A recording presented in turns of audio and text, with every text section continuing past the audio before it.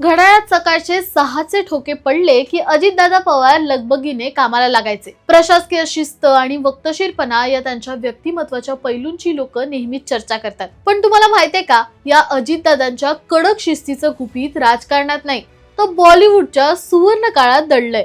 हो, ही गोष्ट आहे 1950-60च्या दशकातली. मुंबईच्या परळ भागात राजकमल स्टुडिओचा प्रचंड दबदबा होता. प्रभात कंपनी सोडल्यानंतर व्ही शांताराम यांनी स्वतःचा राजकमल स्टुडिओ स्थापन केला, जिथे शांताराम बापूंच्या कडक शिस्तीत अजरामर कलाकृती घडत होत्या. पण या कलाकृतींच्या यशामागे राजकारणातल्या पवार कुटुंबातील एक अदृश्य हात होता, आणि तो हात म्हणजे अजितदादांचे वडील अनंतराव पवार. ते शांताराम बापूंचे अत्यंत विश्वासू सहकारी म्हणून ओळखले जायचे.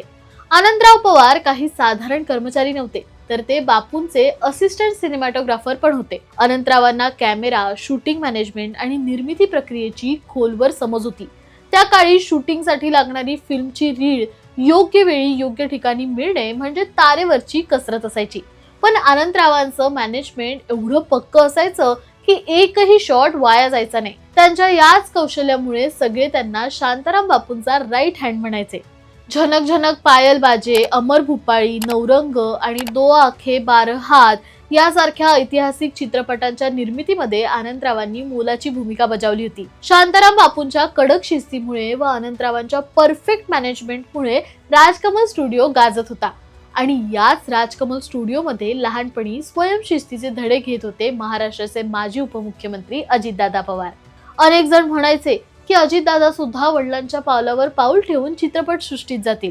पण नियतीचं चक्र फिरलं आणि वयाच्या अवघ्या 18व्या वर्षी पितृछत्र हरवल्यामुळे कुटुंबाची जबाबदारी अजितदादांच्या खांद्यावर पडली. वडिलांच्या निधनानंतर त्यांनी काका शरद पवार यांच्या मार्गदर्शनाखाली राजकारणात प्रवेश केला.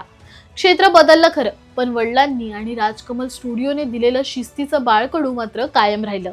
अजितदादा एका मुलाखतीत तसे म्हणालेही होते की त्यांचे वडील अनंतराव हे खूप कडक शिस्तीचे होते. व्ही शांताराम यांच्यासोबत काम केल्यामुळे वक्तशीरपणा त्यांच्यात ठासून भरलेला होता. अजितदादा जे रोज सकाळी उठून कामाला लागायचे, त्यामागे त्यांचे वडील आणि राजकमल स्टुडिओचे वर्क कल्चर याचा मोठा वाटा होता. दादा आज आपल्यात नसले तरी त्यांनी जपलेली ही वेळेची किंमत महाराष्ट्राच्या राजकारणात कायम स्मरणात राहील.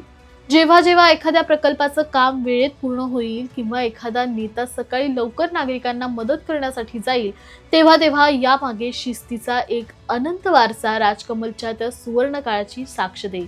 तुम्हाला अजितदादांच्या या वक्तशीरपणाबाबत काय वाटतं? खाली कमेंट करून नक्की सांगा. आणि अशाच जबरी अपडेटसाठी सबस्क्राईब करा जबरी खबरी.